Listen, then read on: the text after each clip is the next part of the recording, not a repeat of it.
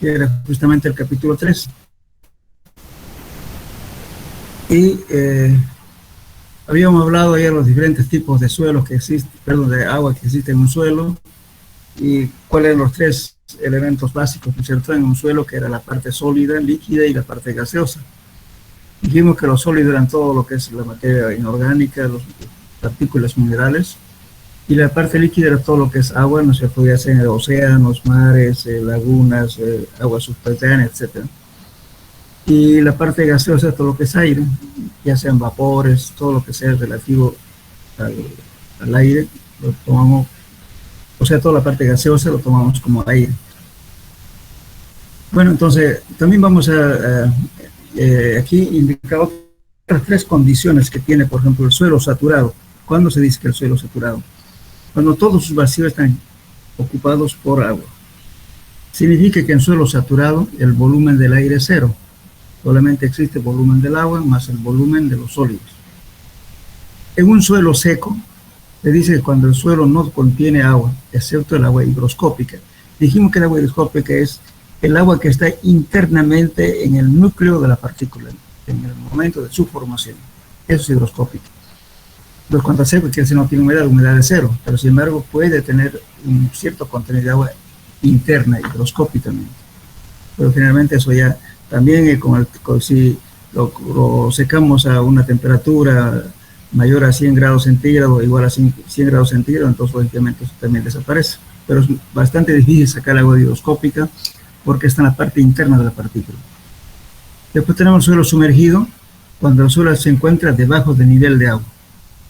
Aquí justamente vamos a quitarle, cuando llegamos al gamma sumergido, va a ser el gamma saturado menos el gamma del agua. Bueno, y dijimos también que en este esquema que estamos relacionando, volumen y peso. Entonces, aquí tenemos volumen del aire, B sub A, volumen del agua, BW, B sub S es volumen de los sólidos. El conjunto de los tres volúmenes hace el volumen de la masa del suelo. El peso del agua, el peso del aire se considera cero. El peso del agua, el peso de los sólidos. Los tres elementos hacen el volumen de la masa del suelo. Entonces aquí tenemos volumen del aire, más volumen del agua, más volumen de los sólidos. Bueno, entonces,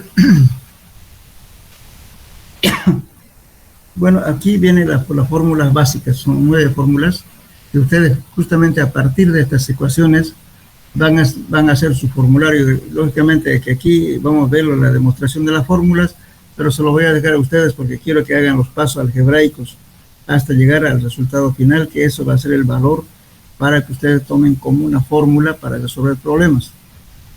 Porque se está hablando, y había una nota, quería aclarar eso, posiblemente se tome exámenes presenciales.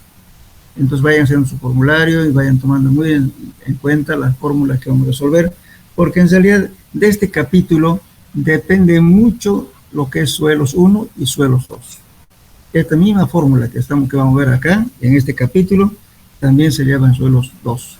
Y también en fundaciones y otras materias relacionadas con suelos se llevan estas ecuaciones. Así que por favor tómenlo muy en cuenta. Por eso yo les pido que ustedes hagan individualmente su formulario. Bien, vamos a hablar de peso y volumen. Fíjense aquí, tenemos peso específico, que es gamma sub m, ¿no es cierto? Pero aquí conocemos peso específico de la masa del suelo, o peso específico aparente. Entonces, en este caso, en esta fórmula, el porcentaje de humedad es diferente de cero. Bueno, aquí tenemos el gamma sub S es igual a peso de los sólidos sobre el volumen de los sólidos. Fíjense aquí, peso específico de la fase sólida del suelo, o también llamado peso específico real. También otros autores lo llaman así, peso específico real. ¿Por qué real? Porque este peso seco ya es constante, porque no tiene agua. El volumen es el volumen solamente referido a los sólidos, no tiene volumen de agua ni tampoco tiene volumen del aire. Es el volumen neto de los sólidos, por eso es real. En cambio aquí estamos viendo, ¿no es cierto? Este peso B sub M es igual volumen del aire, volumen del agua, más volumen de los sólidos, 3 elementos. Y obviamente aquí es el peso de la masa, significa peso del sólido, peso del agua, más peso del aire. Perdón, lógicamente en este caso el aire es 0, pero los dos elementos sí tienen peso, que es el sólido y agua. Después viene otra, o sea, esta sería una fórmula, esta sería 2. La 3, peso específico relativo de la masa del suelo, o también llamada gravedad específica de la masa del suelo, gamma sub m. Este es un valor adimensional y relaciona el gamma sub m, que es esto, dividido entre gamma del agua. Este gamma del agua igual a gamma sub 0, quiero aclarar lo siguiente. El gamma sub 0 vale 1 gramo por centímetro cúbico, como está aquí, pero eso es válido cuando la temperatura es 4 grados centígrados, además a nivel del mar. En ese caso vale 1. Ahora, si fuera diferente de 1, ponemos gamma W. Eso se llama el peso específico de trabajo, peso específico del agua de trabajo. ¿Por qué decimos de trabajo? Porque puede estar en diferentes alturas sobre el nivel del mar, además no es agua destilada. Entonces, eso es diferente de 1. Puede ser 0.99, 95, no sé cuánto, pero próximo a 1. El otro puede ser 1.101, 02, etc. Son valores muy próximos a 1. Entonces, por razones de cálculo, siempre se acostumbra a adoptar gamma del agua igual a 1. Pero si alguna vez les pidiera calcule el gamma, o sea, el peso específico de agua de trabajo, entonces ya no tendría que ser 1. Tienen que calcular. Bien. Entonces, este gamma sub m que les decía acá, ¿no es cierto? El peso específico de la masa del suelo, el peso total de la muestra del suelo y el volumen total de la muestra del suelo, que estamos viendo en estas fórmulas. Bien. Después tenemos otro que es el G sub S. Este es llamado peso específico de la fase sólida del suelo o gravedad específica de los sólidos. Entonces, hay varias formas de hablar sobre el mismo término, fíjense. Por eso ustedes cuando hagan su formulario van a poner peso específico relativo de la fase sólida del suelo o gravedad específica de los sólidos. Entonces, ¿qué hace aquí? Relaciona el gamma sub S sobre gamma del agua. Entonces, aquí en esta fórmula, si se emplazamos, fíjense, gamma sub S es igual a ¿qué? Al peso seco sobre el volumen de los sólidos, ¿verdad? Entonces, poniendo esto, nos ayuda a calcular justamente el valor del volumen de los sólidos. Este G sub S se calcula en laboratorio, esta es una práctica de laboratorio. Todas estas fórmulas que estamos viendo se hace en ensayos de laboratorio. Después tenemos, la fórmula 5 serían las relaciones fundamentales. Estamos relacionando, estos son, que viene a ser, por ejemplo, relación de vacíos, oquedad o índice de poros, también se llama. Entonces, E es igual al volumen de vacíos sobre el volumen de los sólidos. También reemplazando estos valores con otros términos, vamos a llegar a otra fórmula, pero que va a calcular lo mismo. Entonces, la relación de vacíos teóricamente varía de 0 a infinito. Estamos viendo aquí, cuando el volumen de vacíos es muy grande, puede ser, o 0, perdón, puede ser infinito. Pero sin embargo, eso no cumple en suelos. Entonces, la relación de vacíos aproximadamente en un suelo normal está variando entre 0.25 a 0.5, a 0.7, a 0.8, rara vez llega a 1. Pero sin embargo, en suelos altamente compresibles, como son las arcillas coloidales, entonces puede llegar inclusive una relación de vacíos de 15. Fíjense, para que valga 15, ¿qué tiene que ser? Que el volumen de vacío tiene que ser 15 veces mayor que el volumen de los sólidos, como una esponja. Eso pasa justamente en los suelos que son muy porosos, que los suelos son generalmente los suelos finos, que son arcillas coloidales, cenizas volcánicas, otros suelos que las humedades de esos suelos tienen arriba de 500%. Pero son casos muy excepcionales. Normalmente, en el caso nuestro, nuestra formación geológica, rara vez vamos a encontrar relación de vacío mayor a 1.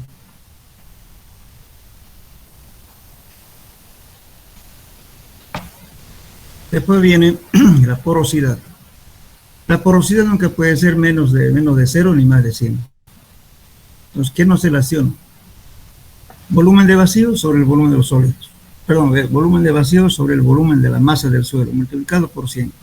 También pueden expresarlo si quieren decimales, pero generalmente se expresa en porcentajes. Por ejemplo, aquí esta ecuación que tenemos aquí, porosidad es E sobre 1 más E por 100. ¿Qué estamos haciendo aquí? Estamos justamente reemplazando estos valores de su E, de su B y de su A. Haciendo combinaciones llegamos a esta fórmula. Eso es lo que ustedes van a hacer. A partir de aquí van a llegar a unas fórmulas parecidas a esta o otras fórmulas que nos determine la porosidad.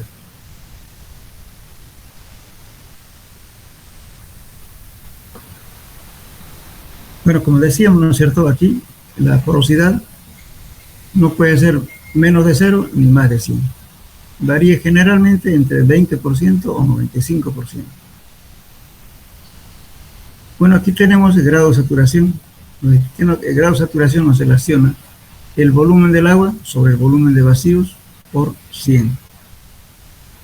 Entonces, igualmente, el grado de saturación no puede ser menos de 0 ni más de 100. La humedad sí puede ser más de 100, pero en este caso el grado de saturación no puede haber un valor más de 100.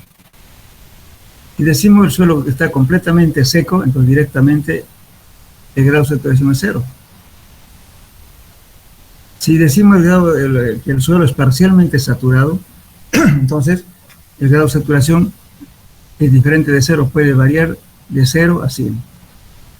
Si decimos que el grado de saturación, que el suelo está completamente saturado, entonces el grado de saturación es directamente 100. Es lo que hay que tomar en cuenta, ¿no es cierto?, cuando resuelven algún problema. Si me dicen a alguien, el suelo es completamente seco, entonces bueno, y me piden calcular el grado de saturación, en ese caso quiere el grado de saturación 0 directamente.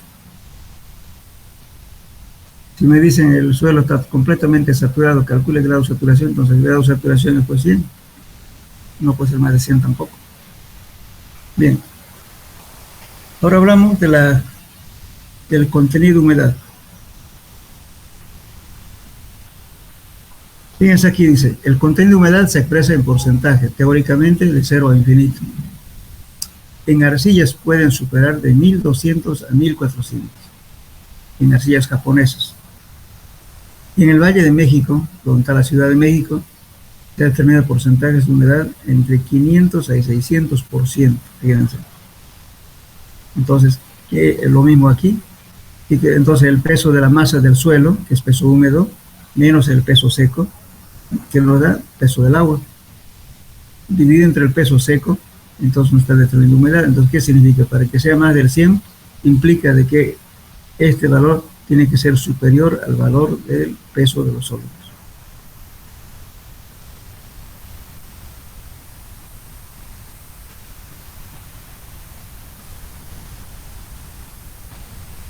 Después tenemos el grado de saturación del aire. El grado de saturación del aire, o sea, es la humedad del ambiente en este caso. Entonces, ¿qué tenemos aquí? Un volumen del aire sobre el volumen de vacíos multiplicado por 100. Entonces, lógicamente, a partir de esta ecuación, reemplazando con otros valores, podemos tener esta ecuación. B sub B menos, o sea, volumen de vacíos, menos el volumen del agua sobre el volumen de vacíos, menos 1. Eso es igual que cosa, a 1 menos el grado de saturación. O sea, esta ya es una fórmula ya obtenida haciendo combinaciones de esta fórmula básica. Pero la fórmula básica es esta. Bien, entonces estas serían, fíjense, las 9 fórmulas básicas para hacer su formulario. Este es 1, 2, 3, 4, 5, 6, 7, 8, bueno, me equivoco por ahí, pero son 9 fórmulas. Bien, entonces, después, bueno, esta es la demostración que ustedes van a hacer. Fíjense, yo puedo poner aquí que 0, aquí puedo decir que la humedad pues, es por grama del agua, haciendo una serie de combinaciones partiendo de este esquema, voy a obtener otras fórmulas. Esta es la tarea de ustedes, que ustedes van a hacer. Van a hacer un formulario. Aquí está justamente resuelto el problema, pero simplemente que hay paso al derecho saltado. Entonces ustedes háganlo en forma correlativa en el cálculo hasta llegar al resultado. Si hay algún error, me dicen de repente algún valor para que lo corrijamos la fórmula. Bien, entonces aquí,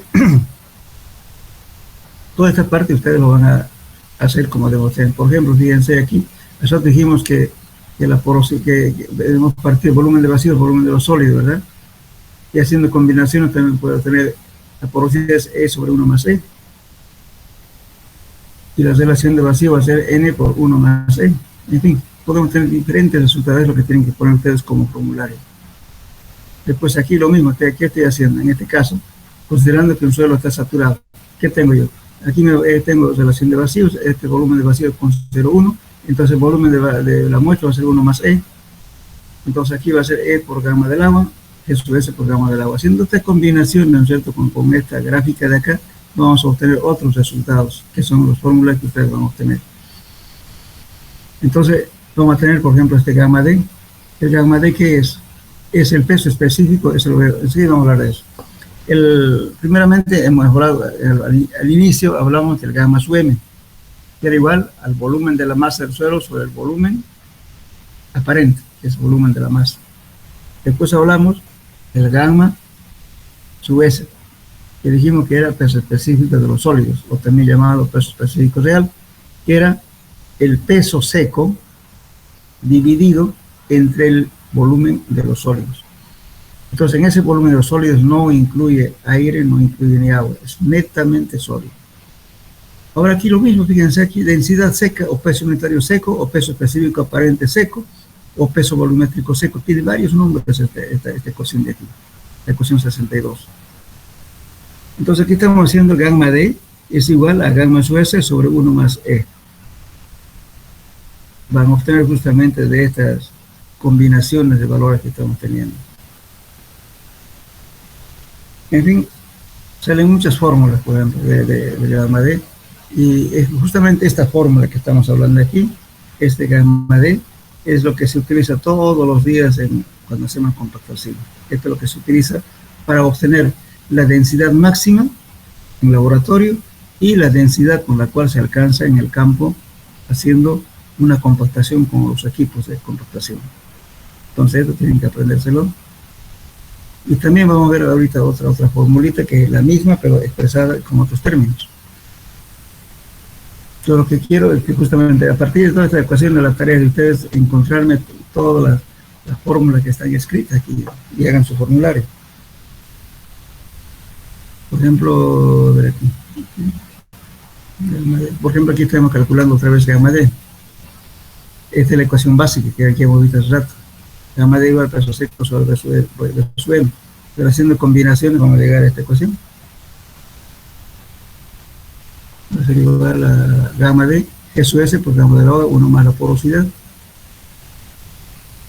Y también, aquí vamos a llegar, perdón, la ecuación que más se emplea en la práctica de voluntad.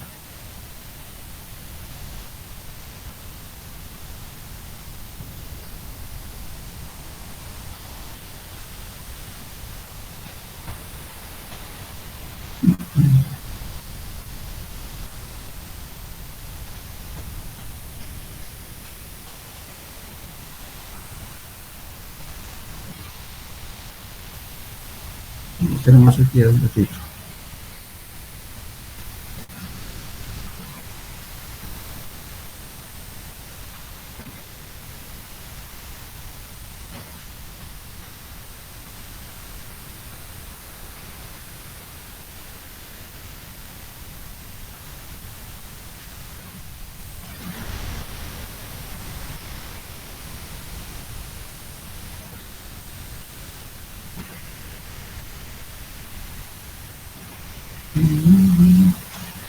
Nos les pidió la fórmula, que es lo que más se emplea en la práctica.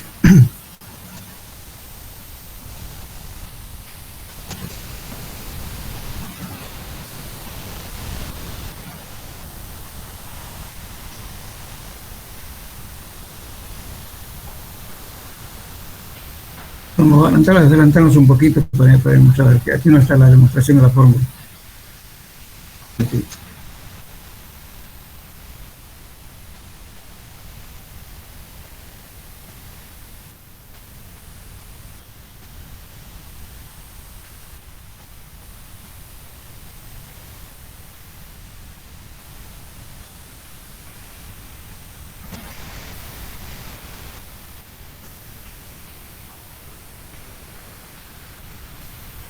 Esta fórmula. Fíjense, gamma D. Esta es la práctica que más se utiliza en el trabajo de carreteras, de pavimentación y todo. La fórmula básica que les decía que era gamma D, el peso específico seco, densidad seca, peso unitario seco, peso volumétrico seco, peso específico aparente seco. O sea, tiene varios nombres. Así que por favor utilicen varios libros y pongan todos los nombres, porque a veces uno pregunta una cosa de densidad, por ejemplo, si no están acostumbrados a manejar estas fórmulas, les digo, pero calcule la densidad seca, no me van a calcular gamma suez, eso no es lo mismo. Aquí, por ejemplo, que miren, que este es el peso de la masa del suelo dividido entre el volumen de la masa del suelo por 1 más la humedad. Fíjense, esta es la relación del peso de la masa del suelo sobre el volumen de la masa del suelo, nos da gamma sum. Entonces, esto mismo nos queda gamma sum entre 1 más la humedad. Ahora, si yo quiero expresar esto en porcentajes, ¿qué tengo que hacer? Tengo que poner 100 aquí, más la humedad en por 100. Y esto tengo que multiplicar por 100. Pues es preferible desechar el porcentaje y trabajar en decimales para que nos simplifique el cálculo, no nos equivoquemos con los 100. Porque si no, a veces ponen 1 y aquí le ponen en porcentaje, eso ya, no, por eso estoy aclarando. Se van a fijar si van a usar decimales o van a usar porcentajes. Hay que tener cuidado con eso. Algunos en el examen ponen aquí 1 y aquí le ponen porcentaje, entonces ya no es lo mismo. Pues. Aquí tendría que ser, por ejemplo, en vez de 100 más, pues, supongamos que este me dé 10%, va a ser 110.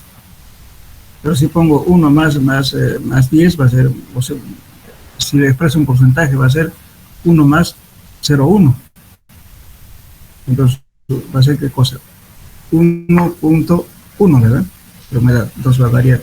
Por eso es importante que tengan cuidado de usar aquí, ya sea en porcentaje o en decimales. Si hay porcentajes, van a tener que hacer por aquí, expresar en por ciento, eso también en porcentaje, y multiplicar por 100. Es la fórmula que más se aplica. Bien.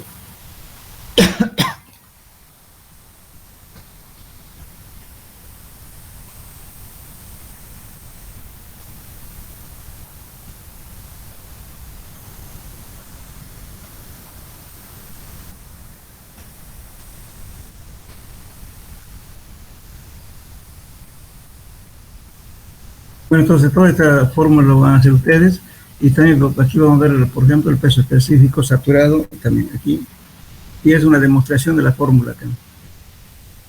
Por ejemplo, aquí peso específico sumergido, ¿no?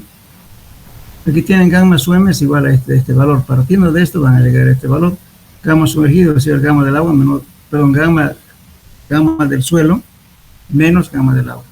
Reemplazando este valor voy a tener gamma sumergido, va a ser igual que su S, 1 menos 1 por gamma del agua, por 1 más que su S. Y así van a tener varias fórmulas. El gamma saturado también lo van a calcular. Entonces, por favor, este capítulo, entonces, un trabajito. También esto va como práctico, por favor. Este tema me tienen que hacer todos los formularios, me lo tienen que entregar. La demostración de esto, al final, un resumen de su formulario individual. Y eso justamente se lo van a guardar para el examen.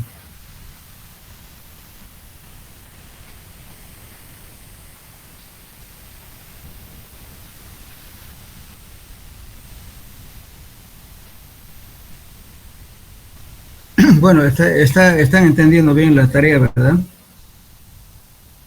Sí, ingeniero, se entendió la tarea, pero una consultita, ingeniero, disculpe. Sí, sí. Las fórmulas medio que no las puedo notar muy bien los sub, digamos, y no sé si habría la posibilidad que nos pueda pasar esa parte de la diapositiva para que lo podamos ver bien. No, está todo lo que se están grabando, está todo resuelto. Le explico de nuevo. Este es el esquema general, ¿no? De un suelo parcialmente saturado. Aire, agua sólido. Y tiene los tres componentes, así va a estar. Ahora, si en caso el suelo está saturado, no hay aire. Si en caso está el suelo seco, no hay líquido, solamente aire sólido. Haciendo estas combinaciones en base a estas fórmulas que le di, las básicas, la base de las fórmulas son estas. Todo lo que están viendo las fórmulas posteriormente en lo que les estoy indicando parten de estas ecuaciones. De esta ecuación. Ya estamos 38, 39, 40, 41, 42. Falta aquí el 43, falta 45, 47, 49, 50, hasta ahí, hasta acá. Con eso terminan todas las fórmulas básicas de las relaciones fundamentales y la relación de peso-volumen. Si ustedes todas esas 9 ecuaciones combinan, van a tener toda esta fórmula que viene posteriormente. Entonces, la tarea es a partir de aquí, correlación entre la relación de vacío y porosidad.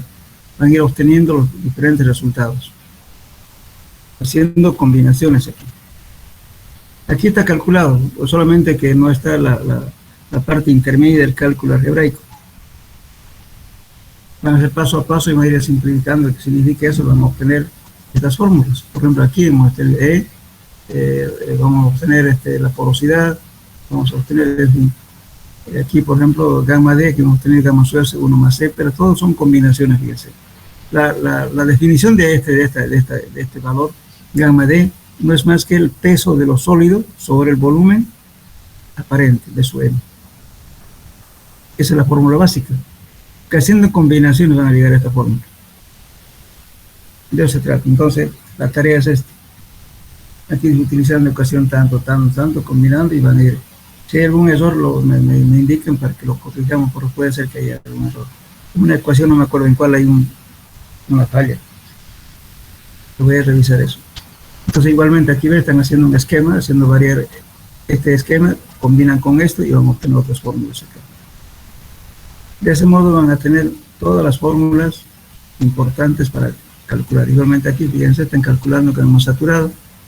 La definición es peso de los sólidos más el peso del agua sobre volumen de la masa. Esta es la ecuación básica.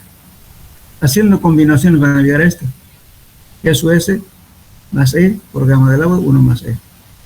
Y también van a llegar a gamma D más gamma del agua.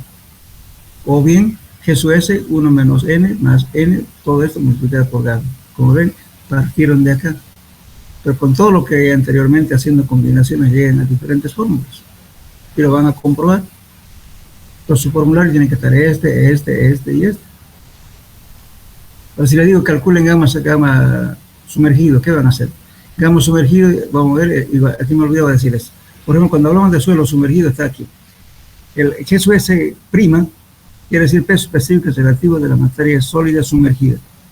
G sub S menos 1. Lo mismo para gamma sub M también. Gamma sub M prima igual a gamma sub M menos 1. Esos son los sumergidos. Peso específico de los sólidos sumergidos. Ahí está. Tiene aquí a ser eso S' por gamma del agua, o bien gamma sub S menos gamma del agua. Este es gamma del agua. Este es el peso específico saturado menos gamma del agua. Bueno, también utilizando las figuras que estamos viendo aquí, vamos a obtener estas ecuaciones. También puede ser gamma prima, o sea, peso específico sumergido, eso S menos 1 sobre 1 más E por gamma del agua. Todas estas ecuaciones van a tener combinando sus valores.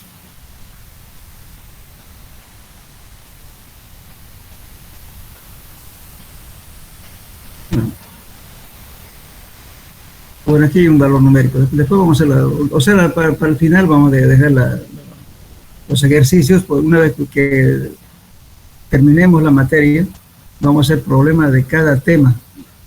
1, 2, 3, o 2 problemas, si no da tiempo, 3 ejercicios de cada tema. Y vamos a emplear todos estos formularios. Ahora vamos a hacer solamente antes de mezclar con la parte práctica, voy a dar la teoría hasta el final y luego hacemos ejercicios.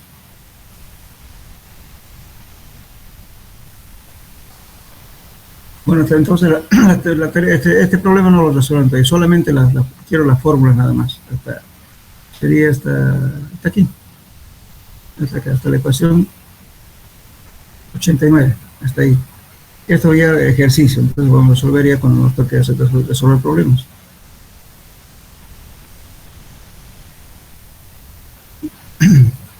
Bien. Después, continuando con este tema, vamos a hablar de, por ejemplo, estructuras del suelo. La estructuración del suelo es la disposición que adoptan las partículas sólidas para formar la masa del suelo, y las leyes que les dije en su organización, justamente, va a depender de estos factores, ¿no es cierto?, para que los suelos tengan diferentes formas, ¿no es cierto?, en su estructura. La estructura, voy a repetir, la estructura es la forma de disposición que adoptan las partículas en el momento de formarse un suelo. A eso les dije las leyes, digamos, ¿no es cierto?, en su organización. Dijimos en la anterior clase que hay que obedecer la ley. ¿A qué ley está refiriendo? La ley gravitacional o la ley, no sé, de Stokes, o sea, dentro de entonces, cuando son partículas finas no obedecen la ley gravitatoria, pero son diferentes. Ahí justamente, dependiendo también de su composición química, entonces los suelos forman diferentes estructuras. Bueno, lógicamente también hablamos de compacidad. Aquí vamos a ver el concepto de compacidad. Se refiere al acomodo alcanzado por las partículas del suelo, dejando más o menos vacíos entre ellas. En un suelo compacto, las partículas sólidas que lo constituyen tienen un alto grado de acomodo y la capacidad de deformación bajo cargas del conjunto será pequeña. Entonces, un suelo compacto. Estamos hablando de compacidad, fíjense. En suelos poco compactos, el grado de acomodo es menor y, por tanto, el volumen de vacío será mayor y la capacidad de formación también será mayor. Si colocamos una carga, si un suelo está bien acomodado, pues la compacidad es grande, por tanto, ese suelo no es deformable y soporta muchas cargas. Si el suelo está totalmente suelto, entonces, ¿qué va a pasar? Su grado de acomodo es más grande y, por consiguiente, va a haber deformación y va a resistir menos carga. Entonces, los valores de la porosidad y la relación de vacío pueden ser muy variables, que dependerá también de la forma de las partículas. En arenas muy uniformes se puede obtener estos valores. Estamos hablando aquí justamente de suelos normales, como el caso nuestro. El estado más compacto de la humedad está, la compacidad es 20 y 26%. En estado más suelto, la compacidad varía entre 47 y 0.76% aproximadamente, con una relación de vacío de 0.35 a 0.91. Como le decía, ¿verdad? La relación de vacío de un suelo, por ejemplo, como la arcilla de México, tiene, pues, sobrepasa, digamos, estos valores. En aquí no rara vez llegamos a 1. La porosidad, sí, en ningún caso puede ser menor de 0 ni tampoco más de 100. Bueno, después hablamos justamente de la estructuración en los suelos. Por ejemplo, si tenemos un material que obedece a la ley gravitatoria, entonces por la gravedad que cae el suelo, ¿no es cierto?, se van a formar así unas sobre de otras, o como esta. Entonces, su grado de acomodo va a depender de la forma de las partículas, pero estas obedecen a la ley gravitatoria. Esta es una estructura simple. Bueno, en los suelos compuestos, aquí también, por favor, esto van a tomar en cuenta. A ver, estamos hablando de la compacidad relativa.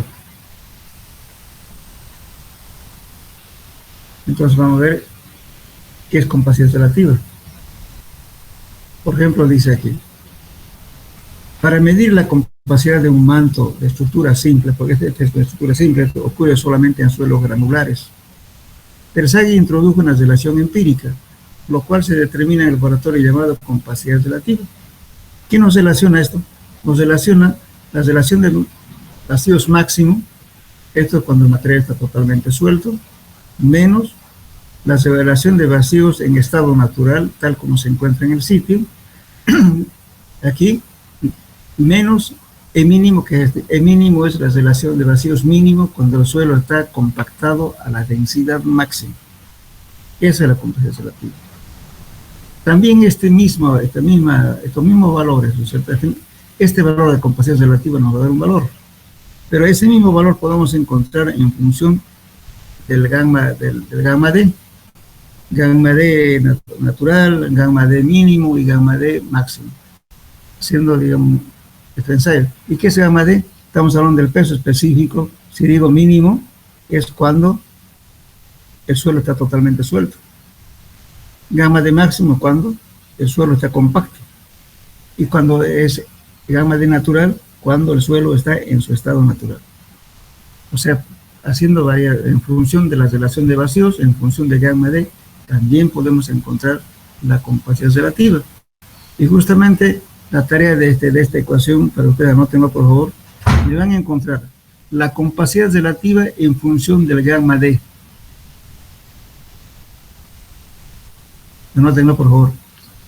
Esto está en función de la relación de vacíos, máximo, natural y mínimo.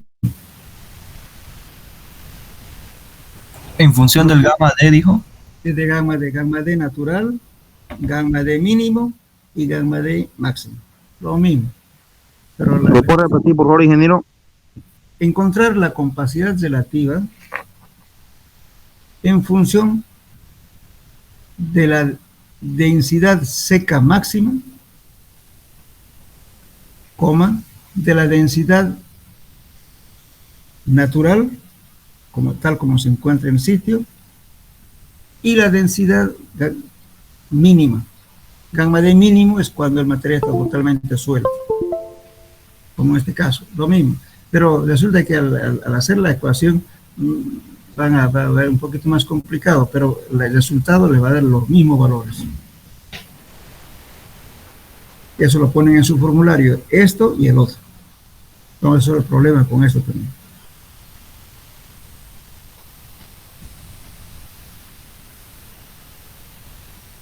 Por eso, no es lo mismo.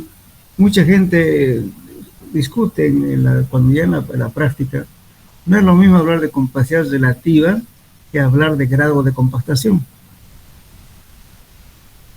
El grado de compactación es simplemente la densidad de gamma D obtenido en el campo dividido entre la densidad máxima obtenida en el laboratorio multiplicado por 100. Ese es el grado de compactación.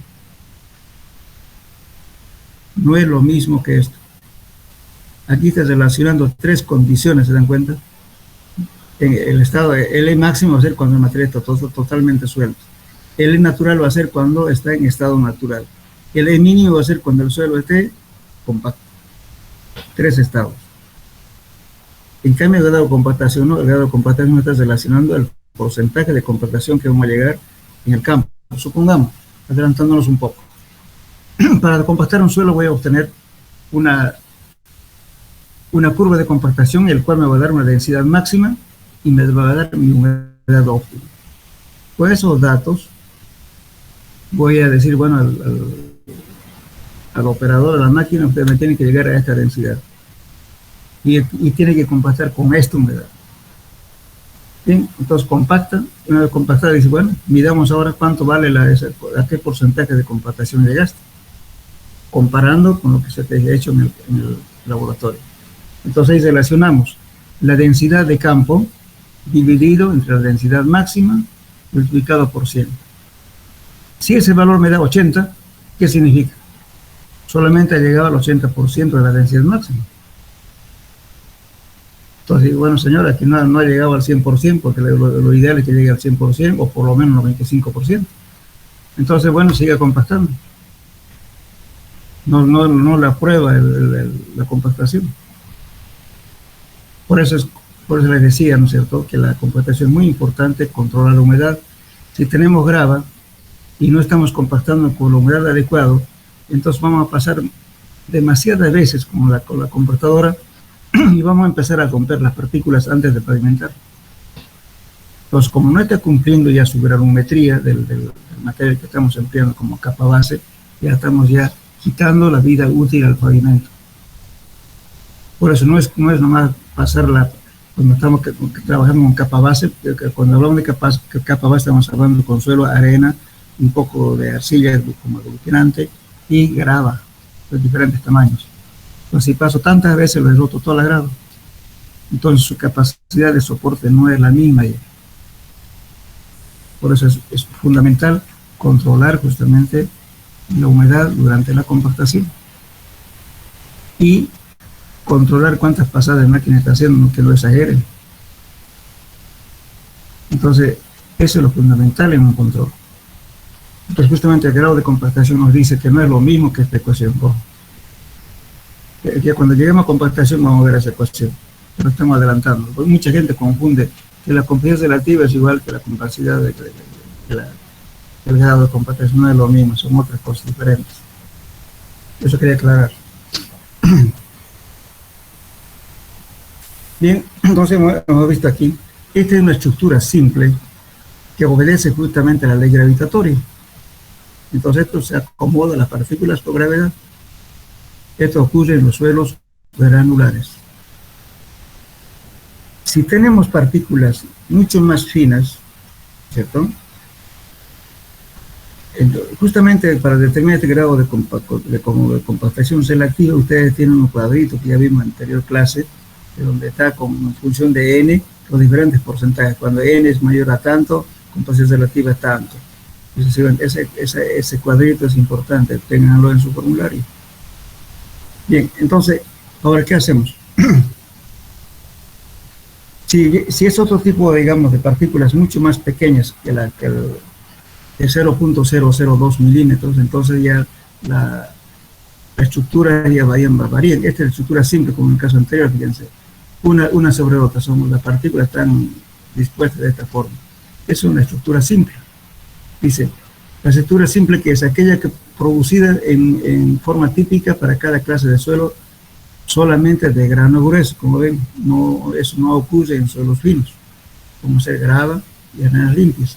La partícula posee varios puntos de apoyo directo de los gránulos adyacentes, a su vez sirve de punto de apoyo a sus vecinos. El conjunto forma tetraedros equiláteros y son producidos cuando las fuerzas debidas al campo gravitacional terrestre. Se puede ver en la figura siguiente. Eso debe ser netamente a la ley gravitatoria. Es una estructura simple. Entonces, la estructura simple se da solamente en suelos granulares.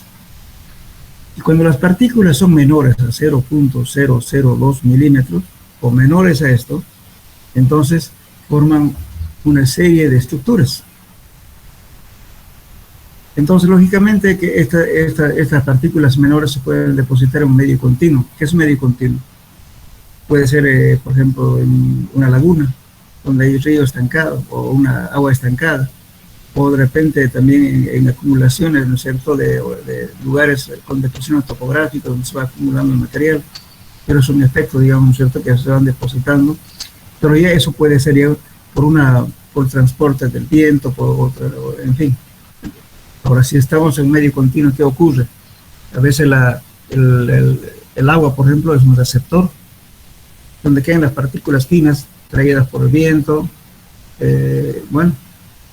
y esas partículas quedan flotando porque no obedecen a la ley gravitacional. Dijimos que está en otra ley, ¿no es cierto?, la ley de Stokes. Otro tipo de movimiento, no es gravitacional. Entonces, esas partículas no se van a precipitar en el instante, sino que va a haber la unión entre ellas, que se van a ir atrayendo, ¿no es cierto?, entre ellas, y se van formando una especie de flóculo, que se llama, o sea, se van juntando hasta formar una partícula más grande, donde ya es, digamos, ya actúa ya la gravedad, se precipitan abajo.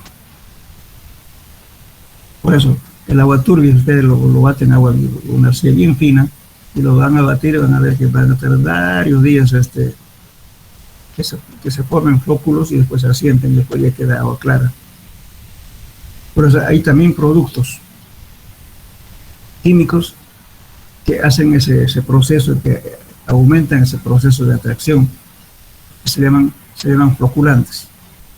Por ejemplo, en el tratamiento de agua, si ustedes te van a dar agua de río a una población, tienen que usar ese producto, un elemento floculante, le echan el agua, y entonces la turbidez se va a perder más rápido. ¿Por qué? Porque se juntan las partículas por la acción química y se precipitan abajo, bueno, y es agua clara. De ahí pasan a otro estanque, o filtran el agua, luego le echan cloro y ya está listo para tomar. También lo contrario, si yo quiero hacer un defloculante, que hago las partículas que están unidas, las arcillas, entrelazadas entre sí, ¿qué hago? Le echo un producto de floculante, podemos echar hexametamfosfato de sodio, polifosfato de sodio o simplemente silicato de sodio. Todo eso hace de que las partículas se dispersen. También ayuda a eso el proceso del agua oxigenada que usamos para curarnos, también sirve, es unas cuantas gotas, es un dispersante. Entonces, ¿eso qué hace? Trata de separar las partículas, que no se unan. Eso es un defloculante. Entonces, lógicamente, bueno, es otro caso. A veces uno tiene, digamos, cuando estamos haciendo una limpieza de pozo, por ejemplo, de agua. Si tardaron mucho tiempo, se le llevó tanta bentonita, tanta mezcla de arcilla que hubo, los acuíferos se taponean y por tanto la producción de agua es mínima. Entonces se hace un lavado químico. ¿Y qué es un lavado químico? Mezclar agua con polifosfato de sodio, que es lo más económico y más fácil de conseguir también en el mercado. Se le pone en una cisterna con agua y se le inyecta ese producto al pozo. Y se lo deja 24 horas actuar químicamente. Todo lo que estaba prendido en las paredes de arcilla, que estaban impidiendo de que el agua salga, entonces se libera. Después de ese proceso se limpia otra vez el pozo, se pistonea, se coloca aire comprimido, se limpia el pozo. Si no reacciona, otra lavada, podemos hacer 3 o 5 ciclos. Entonces, lógicamente, por eso es importante que las perforaciones tienen que ser rápidas, porque si lleva tiempo puede ocurrir este problema y eso encarece el costo. ¿Por qué? Porque la gente tiene que estar sin hacer nada esperando que el producto haga un efecto en el agua. Pues, me lo echo en la arcilla, no en la arcilla. Y bueno, empieza a lavar otra vez ese proceso. Entonces, a veces se encarece esta cosa. Pero ¿con qué objetivo? Justamente de liberar todo lo que estaban las arcillas pegadas entre sí y que estaban formando un bloque para que no pueda funcionar el acuífero. Entonces las arcillas se sueltan y luego limpiar y queda ahí el pozo adecuado para producir agua. Es un defloculante. Ese es más el concepto que les quería indicar. Pero entonces aquí estamos hablando de diferentes estructuras, fíjense. Aquí, por ejemplo, uno de las estructuras son la estructura paneloide, cuando partículas cuando son menores a 0.02 milímetros, forman una especie de panel de miel, igualito, que son las abejas. Lógicamente es una estructura que lo vamos a ver con microscopio, no lo vamos a ver a simple vista. Entonces es una forma de estructura paneloide para este tipo de partículas, que eso va a depender mucho, lógicamente, dependiendo de su composición química, entonces las características físicas van a variar. Unos van a ser más plásticos, unos menos plásticos, se deforman más, otros menos, en fin. Otras son más activas, menos activas. Va a depender de todo, de la estructura, porque ayuda justamente el tamaño de la partícula y su composición química. Tenemos la estructura floculante, fíjense, forma una especie de cadenas, que son partículas, ¿no es cierto?, que están unidas entre sí. Por eso dice, fíjense aquí, cuando los granos sedimentados llegan al fondo, forman a su vez nuevos panales, dando una estructura similar a la cadena de bóvedas huecas heterogeneamente esparcidos. A esta estructura se conoce como estructura floculenta. Las partículas menores a 0,002 milímetros son los coloides, o sea, son arcillas muy finas, los cuales pueden permanecer en suspensión indefinidamente debido al movimiento browniano. Los mismos no se rigen dentro de las leyes gravitatorias. Ten en cuenta, si son muy finos y no han hecho la floculación, pueden quedar latentes indefinidamente, porque no obedecen a la ley gravitatoria. Bien, ahora tenemos la estructura, esta sería estructura floculenta. Después tenemos la estructura compuesta. Este tipo de estructuras en la naturaleza se ve muy poco, dice. En estado puro, cualquiera de las estructuras anteriormente señaladas, lo normal es encontrar en estado compuesto de los mismos, es decir, en la realidad se sedimentan partículas de todo tamaño, están en formaciones, se definen en esqueleto constituido por los granos gruesos y por las masas coloides que sirven de nexo entre ellos. Hay material granular grueso y también material fino. Nos forman una estructura compuesta, que se llama estructura compuesta. Después tenemos la estructura tipo castillo de naipes.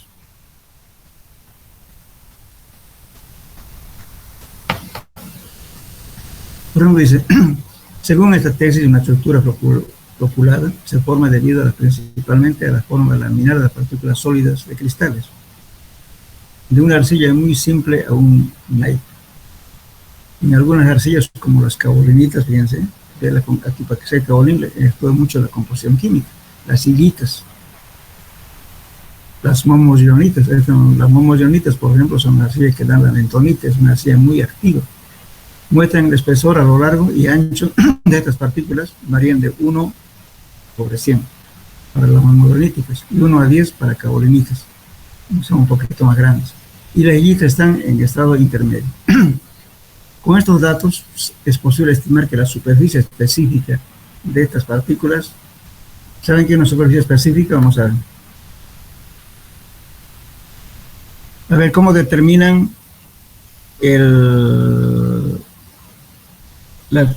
cómo determinan el módulo de fineza del cemento?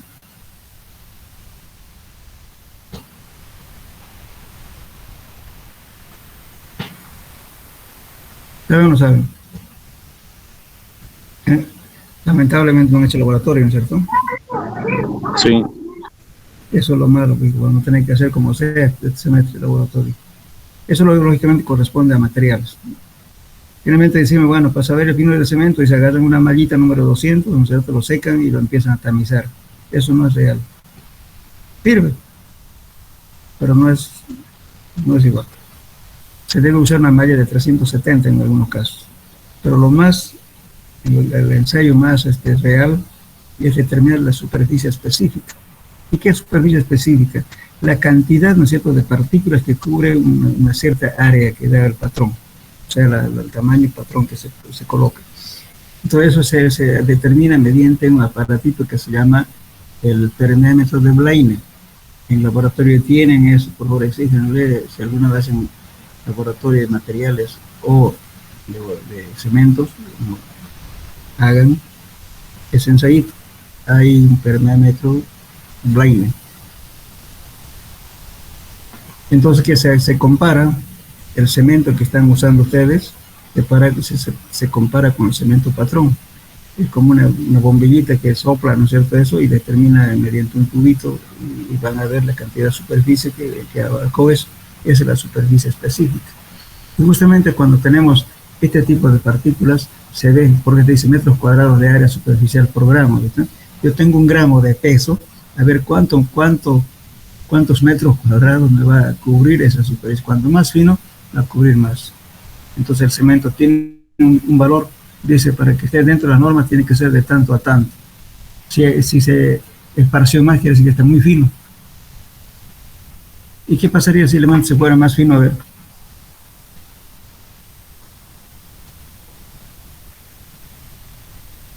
Jóvenes, a ver, criterios. ¿Qué pasaría si tuviera un cemento, partículas de cemento molido muy finamente? ¿Qué ocurriría?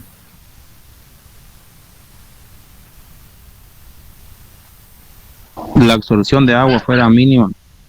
No, más bien al contrario, aumenta su velocidad de atracción y aumenta su calor digamos, en el tiempo de fraguado.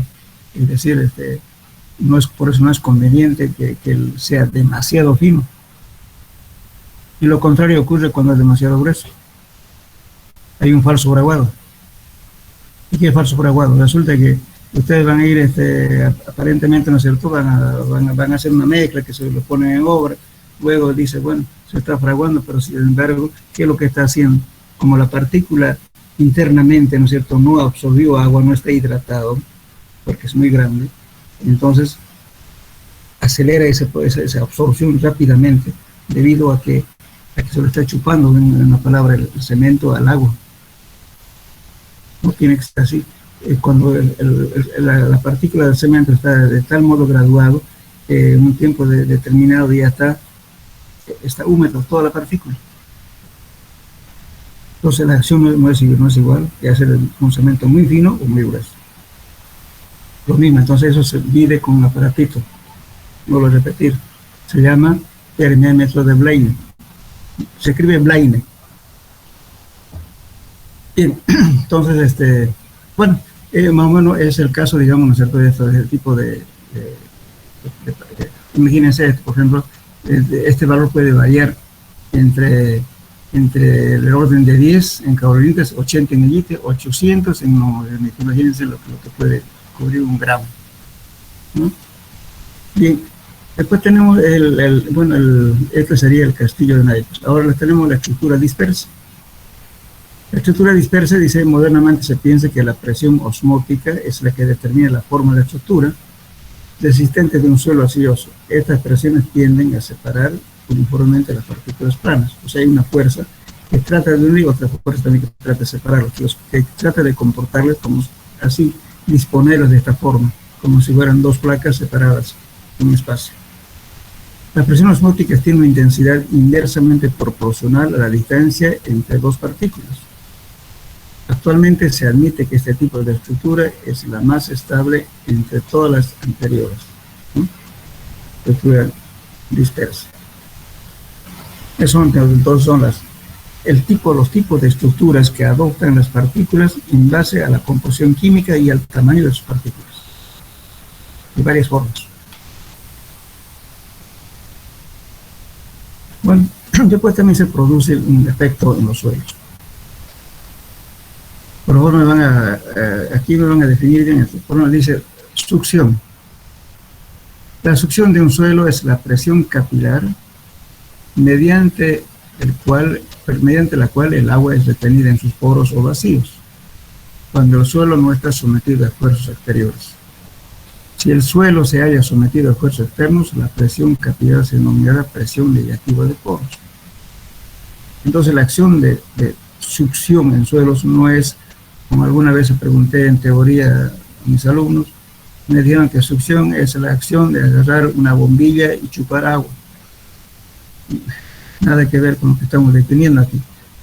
La succión de un suelo es la presión capilar mediante la cual el agua es retenida en sus poros o vacíos. Esa es la succión, ¿verdad?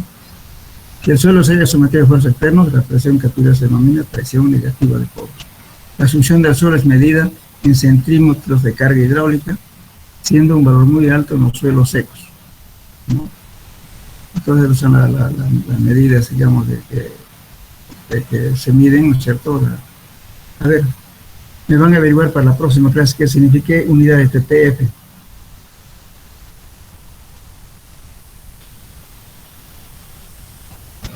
¿Entendieron? A ver qué significa PF. Es una medida para medir justamente la presión del agua. Pero ¿qué se llama esa medida?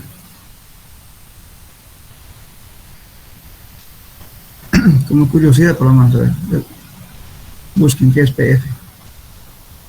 Justamente para medir esto, hay unos equipos parecidos con un manómetro, ¿no es cierto? Se pone este aparato, se hinca al suelo, ¿no es cierto? Y se mide este valor.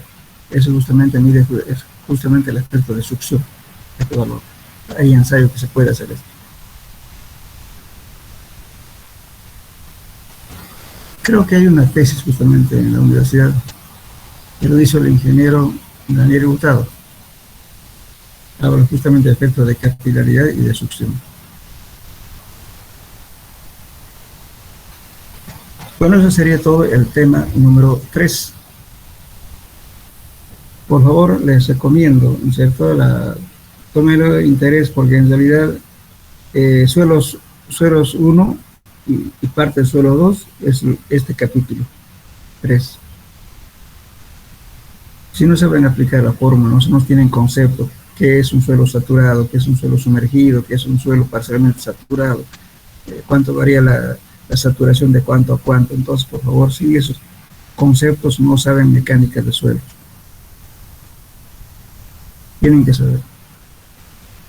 Hay a veces cosas de hablan burreras, inclusive gente que ya viene al laboratorio, son gente que están trabajando en obra, a veces no tienen concepto, les falta un poco de conocimiento, pero justamente por este tipo de problemas que una vez pasan, en este caso, por estos 2 semestres sin conocer laboratorio. Por favor, pónganse un poquito de interés en ver toda esta cosa. ¿Tienen preguntas hasta aquí, jóvenes?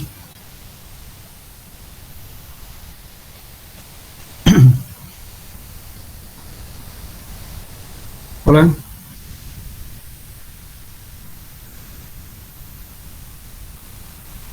Ingeniero, una pregunta. Sí, sí. En la parte de suelos sumergidos, hay una parte que dice, de este modo el empuje hidrostática ejerce una influencia en el peso. ¿Qué quiere decir esto, ingeniero? Bien se pregunta. ¿Qué es presión hidrostática? Presión hidrostática es cuando el agua está quieta, ¿verdad? Esa es presión hidrostática. ¿Qué pasa, por ejemplo, cuando calculamos el peso específico sumergido, ¿no?, es igual al peso específico saturado menos el peso específico del agua. Entonces, ¿qué ocurre? Cuando usted tiene el agua, la presión hidrostática del agua hace un empuje y produce el efecto boyante. ¿Qué es un efecto boyante? Es como cuando usted pone, ¿no es cierto?, unas bolas de plástico sobre el agua, ¿no es cierto?, y no se hunden. Trata de siempre de suspenderlo, ¿verdad? Ese mismo efecto causa el agua en el suelo. Trata de separar las partículas. Y justamente eso se mide mediante la presión hidrostática. Cuando ya esté, para calcular cuando el agua está en movimiento, entonces ya hay que tomar en cuenta la pérdida de carga.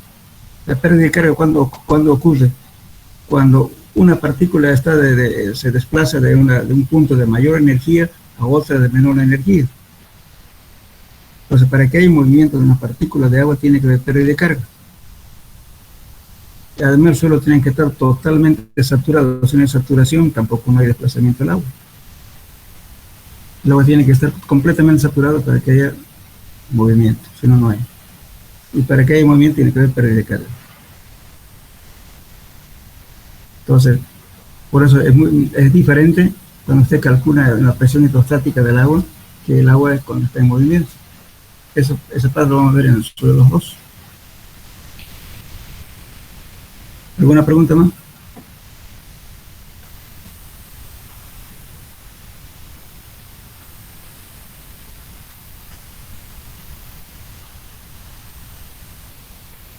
Bueno, ¿no tienen preguntas?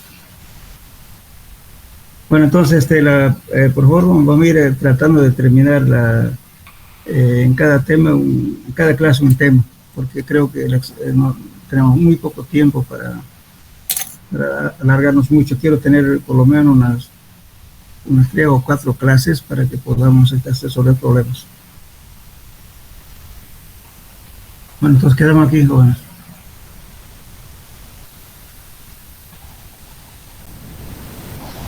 Hasta luego, ingeniero. Hasta luego, ingeniero, muchas gracias. Hasta luego, ingeniero. Hasta luego, ingeniero. Hasta luego.